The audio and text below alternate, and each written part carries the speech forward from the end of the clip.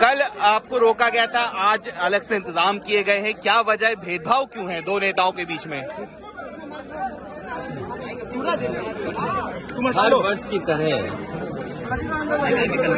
इस लोहिया पार्क में हम लोग थोड़ी सी आईडी पीछे डॉक्टर राम मनोहर लोहिया जी को याद करते हैं। आईडी नीचे और आज के दिन हम सभी समाजवादी लोग इकट्ठे होते हैं यहाँ पर आकर के, और माल्यार्पण के बाद उनसे प्रेरणा लेते हुए संकल्प लेकर के जाते हैं कि डॉक्टर राम मनोहर लोहिया, लोक नायक जयप्रकाश नारायण जी घूम जाएगा और नेताजी और बड़ी संख्या में समाजवादी नेताओं ने जो सपना देखा था कि भारत समाजवादी देश बने, समाजवादी व्यवस्था से देश चले,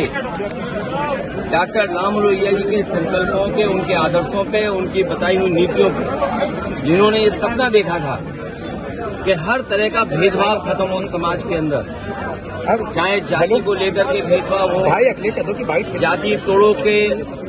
तोड़ों का आह्वान किया हो, या रीजनल स्तर पे जो भेदभाव होता है उसको लेकर के भी डॉक्टर राम लोहिया ने कहा कि इस तरह का कोई भेदभाव नहीं होना चाहिए। सत्य क्रांति का जो आह्वान किया था वो सही मायने में समाज को दिशा देता है। डॉक्टर राम मनोहर लोहिया को आज याद करते हुए हम संकल्प लेते हैं कि जो समाजवादी भारत का उन्होंने सपना देखा तो उस सपने को पूरा करेंगे। ये पार्क नेताजी ने बनवाया था और आज भी लखनऊ में लोगों के लिए या समाजवादी चिंतक विचारकों के लिए ये बहुत महत्वपूर्ण स्थान बनके उभरा है। इस स्थान पर सुबह से लेकर के शाम तक इस पार्क में लोग आते हैं और जब डॉक्टर राम मनोहर लोहिया के प्रतिमा के पास आते होंगे जरूर उनसे प्रेरणा लेकर के जाते होंगे। और आज देश में सच्चाई यही है कि समाजवादी व्यवस्था से ही गरीबी दूर हो सकती है, समाजवादी व्यवस्था से ही पढ़ाई का जो भेदभाव है वो खत्म हो सकता है, समाजवादी व्यवस्था से ही जो डॉक्टर राम मनोहर लोहिया ने कभी कहा था कि दाम बांधो की नीति लागू हो, तो जिस तरह से महंगाई है, बेरोजगारी है, उसको अगर कोई खत्म कर सकता है तो समाजवादी नीतियां। हालांकि जयप्रकाश जी ने संपूर्ण क्रांति का आह्वान किया था,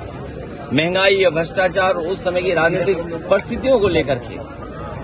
सरकार को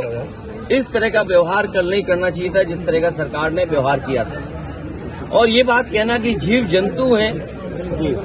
इसलिए आप नहीं जा सकते हो, तो जीव जंतु तो सड़कों पर भी हैं, हर जगह हैं, तो क्या हर जगह आना जाना आप रोक देंगे?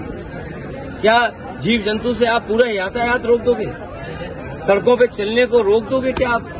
इसी बहाने को लेकर के जीव जंतु हैं। ये केवल समाजवादियों का जो काम था, समाजवादियों का आज भी काम दिखाई दे रहा है।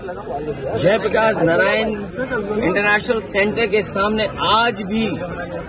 बीजेपी का विकास फीका है और उस ऊंचाई से देखो आप तो आप खुद महसूस करेंगे और उस बिल्डिंग को देखें कि आज के समय में भी वो सबसे मॉडर्न इंफ्रास्ट्रक्चर दिखाई देता है जो पब्लिक यूज के लिए थी। ये जो ओपन स्पेस आपको दिखाई दे रहा है, ये पार्क, ये समाजवादियों की देन है, चाहे आपका लोहिया पार्क हो, चाहे छोटे लोहिया जेनेरेशन पार्क हो। अब तो ये सरकार रख रखाव भी नहीं कर पा रही है, तो सोचिए वो महापुरुषों का सम्मान क्या करेंगे। चेन्नई में